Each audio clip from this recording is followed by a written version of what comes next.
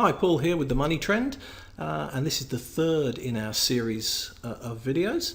And just to summarize, in the last couple of videos we were looking at the moving average of closing prices versus moving average of opening prices, and you can see that plotted on top or overlaid on top of the price data.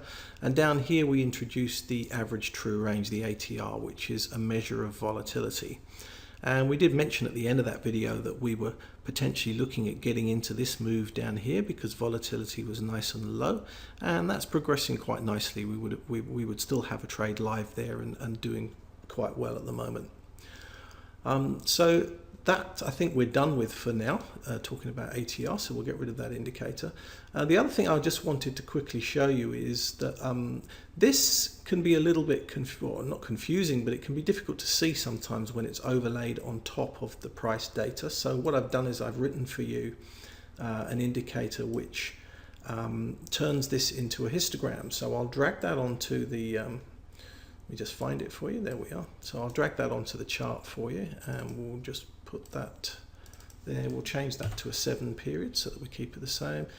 You've got an option here to change this from simple, exponential, smooth to linear weighted. I just keep it as simple. You can have it what you want, but I just find that simple works perfectly well. So these are the same now. This is essentially this, but what's happened here is that we've normalized the moving average of opening prices, so that is now a flat line, and our moving average of closing prices oscillates above and below it. So these are telling you, like here, where the closing price goes above the opening price, it's in line with this, and this is telling you where you might want to consider being on the long side of the market. Here, when it falls below, it's telling you the trend is starting to move downward, and you probably want to exit those long positions and be looking to the short side of the market. And as we can see here, we'd have potentially got into this trade all the way back here, and we're still in there, and that's progressing quite nicely. So this I'm going to provide for you. You'll have details on the email as to how you can get this indicator. And then I'll also include a video for you which shows you how to install the indicator into MetaTrader. This is only for MetaTrader, only for MT4. But if you're using that platform, you can import this indicator into your trading software, and it will then appear in your list of indicators here, and you can use that and drag it onto your chart.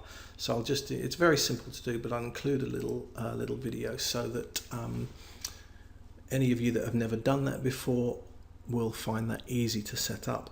The next thing I just wanted to go over and show you was another proprietary indicator which I've written.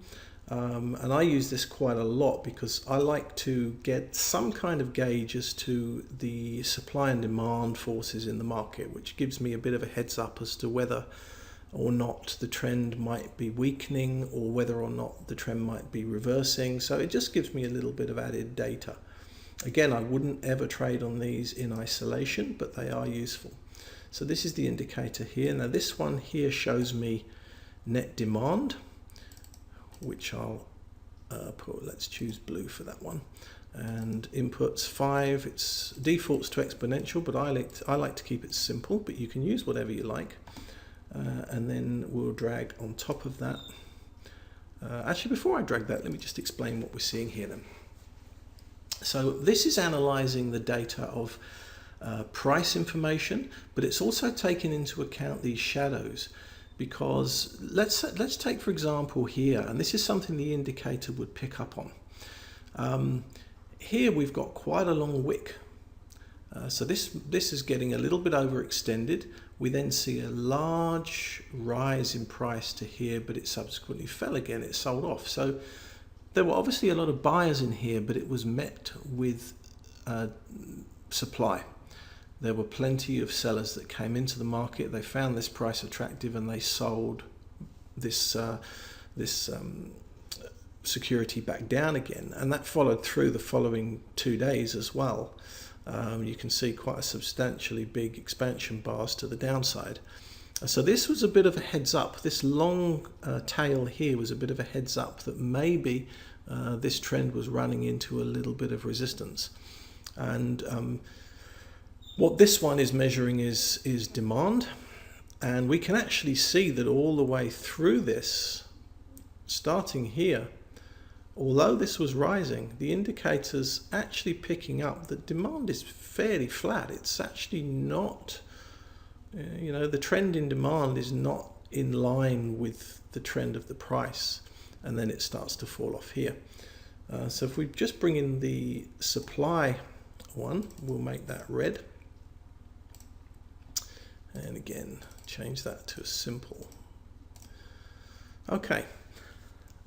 Now, a lot of people, when they overlay this, or people I've shown this to when they overlay it, they're thinking that these are trading signals where they cross.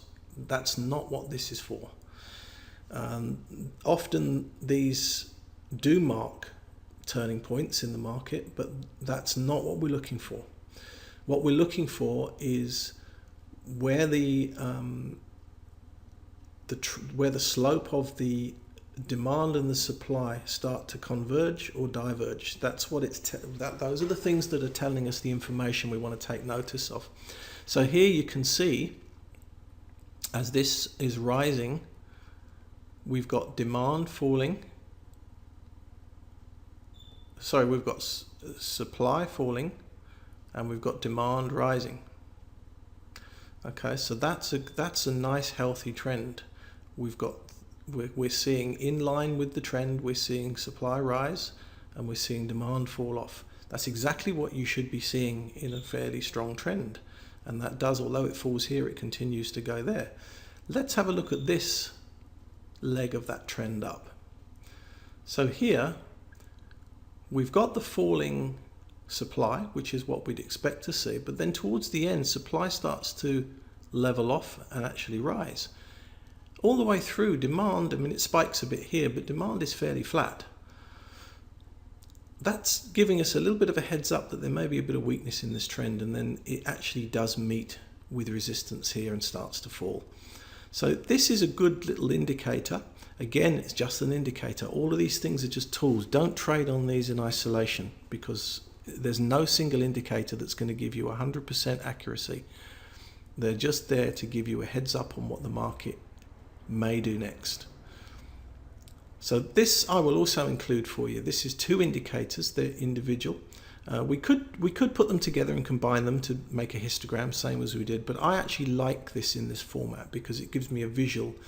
I don't just want to see what the net effect of the two is.